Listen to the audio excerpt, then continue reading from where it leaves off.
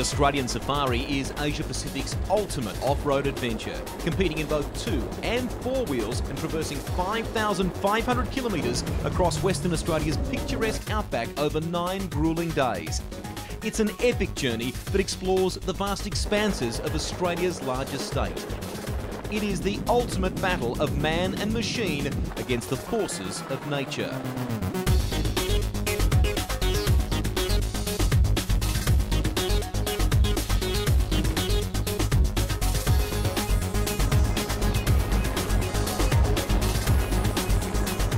This epic journey starts in Kununurra in Western Australia's far north and heads south to Perth. Western Australia provides the perfect backdrop for this world-class event. The safari moves from the spectacular northwest Kimberley region through the Golden Outback and south towards Perth.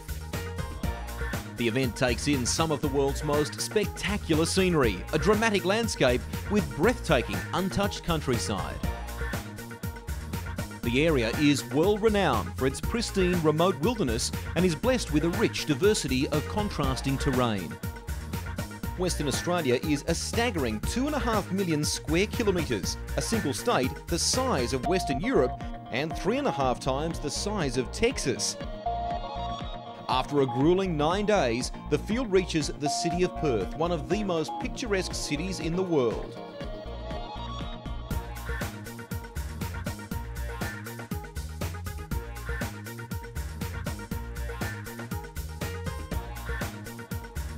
This is Australian Safari.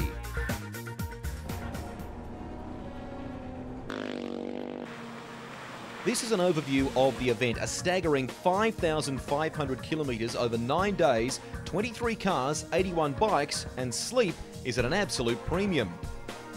Here are just a few of the names on the big bike entry list, headed up by Adrian Channing, Ben Grabham, one of the locals to watch out for, Casey McCoy and Jonas Street amongst some of the experienced internationals that have come to Australia.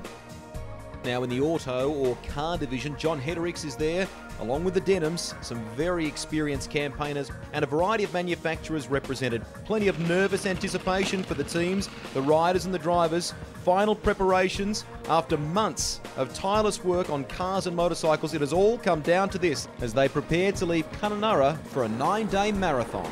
First time that the Australian Safari has been in Western Australia. It's the 20th anniversary and we're very excited.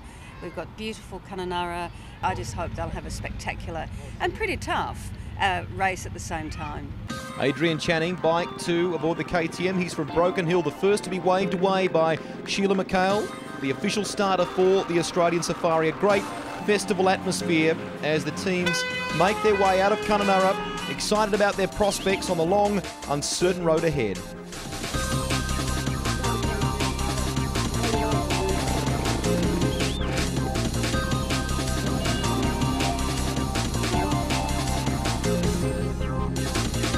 Kununurra to Fitzroy Crossing, presented by Michelin, the first of 9 gruelling legs, just under 700 kilometres south to Fitzroy Crossing. Although being first bike on the road was a great honour for Adrian Channing, it also meant he was a pioneer. Competitors are staggered at 1-minute intervals for bikes, cars are 2 minutes apart. The road was dry and dusty. Navigation plays such an important role in the Australian Safari. The competitors weren't given course maps until just before departure, which only adds to the challenge. It's a matter of settling into a routine and getting familiar with the environment.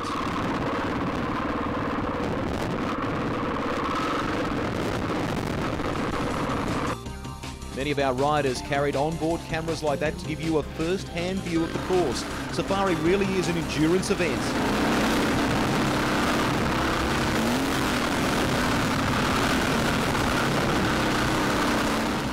It is so important to pace yourself through the stages, preserve your equipment and ride to the conditions.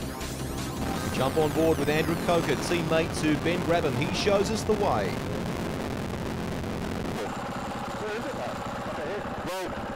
What's 10.11? Yeah, 10.11. We'll miss the turn.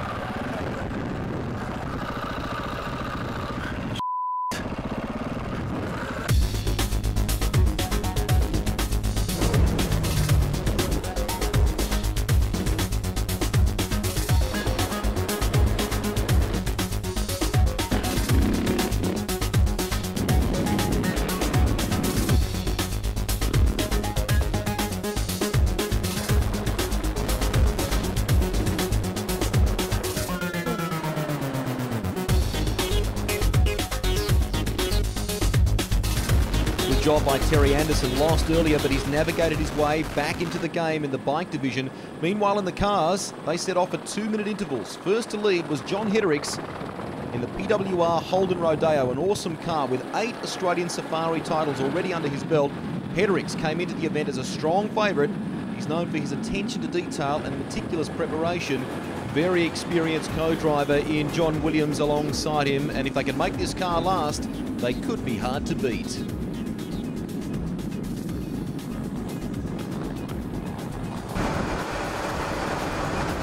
Rodeo, powered by a magic-sounding V8. Dust is always an issue for teams in the auto division, and Heddericks made a very strong start.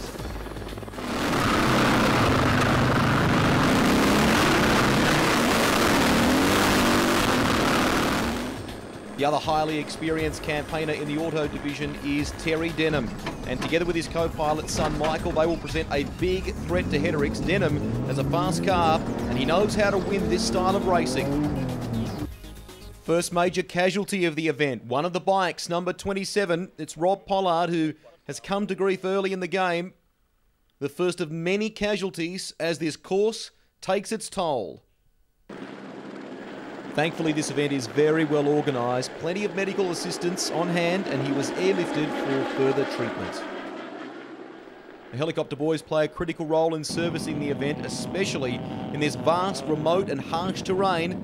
As the mercury climbed above 100 degrees Fahrenheit, the car set a gruelling first day pace. Keep going. Yep. Round the left. Yep. Round the left. Good hit.